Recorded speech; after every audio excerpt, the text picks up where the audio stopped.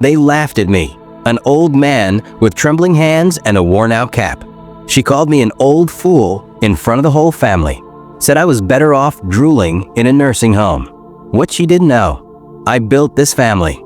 I owned the house she lived in, and I had one plan left, a plan that would shake her world, flip the family upside down, and make her regret ever underestimating me. This isn't just revenge, it's legacy. And if you think I went quietly, oh honey, buckle up. You ever get to a point in life where you think, I've earned peace finally? Well, that was me. Retired, gray-haired, twice widowed, with a back that ached when it rained and a savings account I thought I'd never have to touch. But then she came along. My granddaughter's new fiancé's mother, Marla. She looked me up and down at that engagement party, curled her lips, and said, loud enough for the whole damn room to hear, he's just an old fool with too much money and no clue. Old fool? I've been to war, built 2 companies, buried a wife, raised a family, and sure, I sit too long at Cracker Barrel. And yes, I name my tomatoes in the garden. But a fool? Nah. Marla had no idea who she was dealing with. This is the story of how I taught her what decades of patience, silence, and strategy can do. She thought age made me weak. She forgot it made me dangerous. Before I tell you how I burned her little empire to the ground, without even raising my voice, hit that subscribe button and leave a comment. What's the most disrespectful thing someone said to you because of your age? I read every one. Let's dive in. The insult heard round the banquet hall. The engagement party was supposed to be a joyful occasion. My granddaughter, Emma, had found love.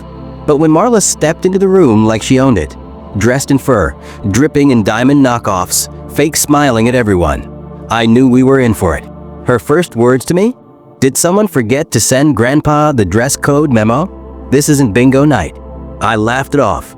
I had to. Emma's fiancé looked mortified. But it wasn't over. The real blow came when she called me an old fool. That one stuck. A lesson in humility. I spent a week pretending to forget about it. Smiled through Thanksgiving. Sent her a Christmas card with a $5 Starbucks gift card. But all the while, I was digging. Background checks. Old acquaintances. Property records.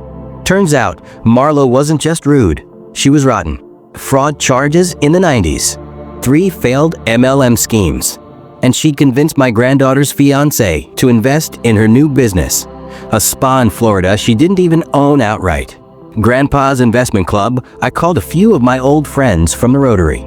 We started an LLC, bought up the strip mall where Marla's spa operated, quietly, through a shell company. Then we raised her rent, slowly, added building code violations. She didn't notice at first. The Thanksgiving showdown, by the time Thanksgiving rolled around again, her spa was hanging by a thread. She came in barking about how someone was sabotaging her. I served her cranberry sauce and smiled. Sometimes fools know more than they let on, I said. That shut her up. The final straw, Emma's wedding, Emma's big day. I walked her down the aisle. Marla tried to dominate the rehearsal dinner, loud, drunk, and obnoxious. So I pulled out the piece de resistance. I handed her a folder. Inside was the eviction notice. Her spa lease? Terminated. Effective immediately. I had the keys. Fallout and freedom, she screamed. Cried. Threatened lawyers. But it was done. Her empire gone. Emma never forgave her. The wedding was perfect. And me? I danced to Sinatra with a scotch in hand. A visit from the IRS 2 weeks after the wedding. I received a strange envelope, not addressed to me, but to our investment LLC. Inside, a list of Marla's unpaid back taxes tied to the spa. She'd never filed properly. My buddies and I sent the info straight to the IRS tip line.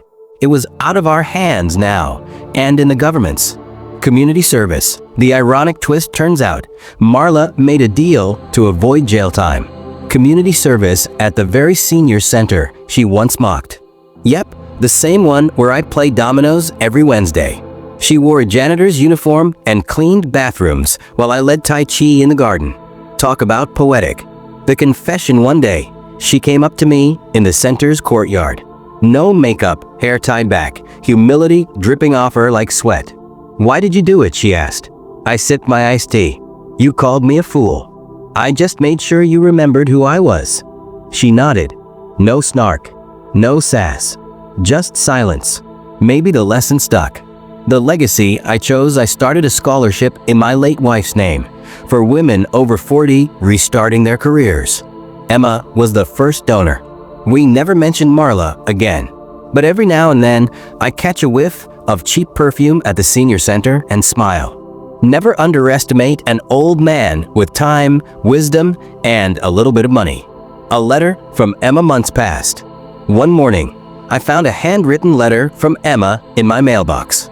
She thanked me not just for walking her down the aisle, but for protecting her future. She confessed that her fiancé had almost backed out of the wedding when Marla tried to get him to co-sign a second loan. "My little nudge," she said, "might have saved more than just money." Marla's comeback attempt: I underestimated her. Marla wasn't done. She popped up again on social media as a wealth coach for women over 50. I watched her TikToks, all smoke and mirrors. So I used my quiet influence at the local paper and had a reporter dig into her past. The expose hit the front page. Her following disappeared overnight. Family tantrums: Emma's husband, bless him, tried to keep peace. But Marla started calling him at night, crying. He snapped one Sunday, came to my house, fists clenched. "You ruined my mother's life." I stood up, cane in hand. "No, son. She did. I just refused to let her ruin yours too." The talk with Emma's husband later that week. We had a man-to-man talk. On a fishing trip, just the two of us. He cried. Said he finally saw it. The manipulation. The lies. Said he was proud to call me family. I told him, blood isn't everything. Character is. The surprise reunion 1 year after the wedding. Emma organized a family barbecue. Everyone came: cousins, grandkids, neighbors. Even my high school buddy George. As we all laughed and ate under the oak tree, I looked around and realized I didn't just protect my family. I rebuilt it. And Marla? She sent a text. "Hope you're happy." I replied with a photo of Emma, glowing and pregnant. "Damn right I'm happy." The apology no one expected. 2 months later, Marla showed up at my porch. No drama, no audience. Just her, holding a lemon pound cake. She said, "I'm sorry." I didn't speak, just nodded and took the cake. It was dry and a little burnt, but I ate it anyway. Sometimes the gesture matters more than the recipe. Emma's baby shower. Emma invited Marla to the baby shower. I was skeptical, but I showed up. Marla kept her distance, polite but quiet. At one point, she handed me a small gift bag. Inside, a tiny onesie that said, "Grandpa's Rule." I cracked a smile. Old friends, new stories. George and I took a road trip, Route 66 style. We stopped at diners, played cards in motel rooms, swapped stories we swore we'd never tell anyone else. It reminded me, revenge is sweet, but life is sweeter. I started journaling again. The podcast offer a local radio station caught wind of my little story. They invited me on as a guest for their seniors who get even segment. I told them I wasn't interested in fame, just fairness. But I did share my story. And let me tell you, the lines lit up. A bench under the oak tree. Emma gave birth to a baby boy, named him Robert, after me. At the barbecue that summer, she unveiled a surprise. A wooden bench under the old oak tree, with a plaque that read, "For Grandpa, our quiet storm." And just like that, the fool became the legend. When the city called the mayor's office, called out of the blue. Turns out, someone heard my story on the podcast and recommended me for a community council board. They wanted a voice for seniors, someone who didn't just talk, but acted. I accepted. I wasn't done making a difference. Marla's therapy journey, believe it or not, Marla started seeing a therapist. She told Emma, not me, that she wanted to unlearn some things. That the shame of what she lost helped her realize how much damage she'd done. I don't trust easily, but I respect the effort. An unexpected ally, one of Marla's old business partners, reached out to me. She wanted to clear her name and said Marla had conned her out of thousands, too. We had coffee. She helped me craft a financial literacy workshop at the senior center. It became a hit. Seniors finally learning to fight back with their wallets. Emma's tearful confession one evening. Emma came over with baby Robert asleep in her arms. She looked shaken. "I used to think you were too harsh," she said.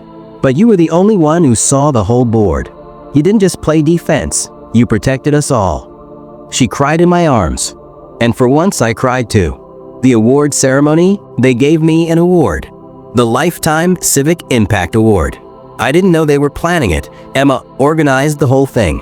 There were speeches, laughter, even an old slideshow of me from the 70s. Marla showed up.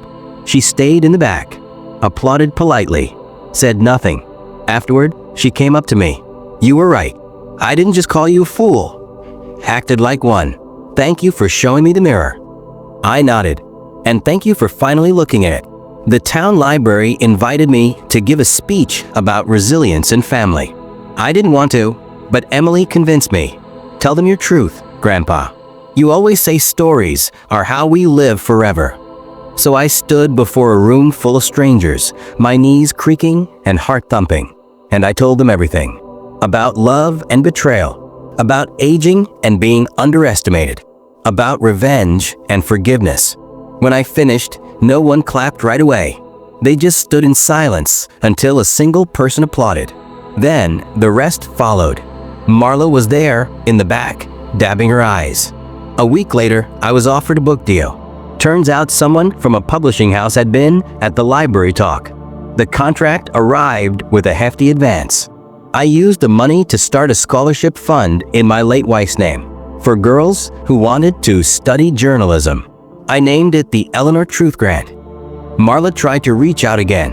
She sent me a letter that simply said, "You were never an old fool." I was young and greedy. I didn't write back. Some apologies don't need answers. On my 80th birthday, Emily and Noah threw me a surprise party. All the people I loved, and a few I'd forgiven, gathered in the backyard under twinkle lights and laughter. There was a video montage, and then Emily said, "Grandpa, we have one last surprise." She held up a manila envelope. "This is your podcast royalty statement. You're kind of big deal now. Over 1 million downloads." I laughed so hard I nearly lost a denture. One by one, guests came to shake my hand. "You're the voice we didn't know we needed," a young man said. "You made me call my dad again." It struck me then. I'd started all this because someone called me an old fool. But the truth is, I needed to become one so I could rise wiser, stronger, and with purpose. Marla never showed up, but I knew she'd watch from afar. I now spend my days gardening, recording podcast episodes, and eating too much peach cobbler. My final message to the world: don't let them write your ending. Hold the pen. Scribble wildly. Cross things out. Add new chapters. And if someone calls you a fool, smile. Because the biggest fools are the ones who think you're done. So if you've made it this far, like, share, and subscribe. I'm not just an old man. I'm a story in motion. And I'm just getting started.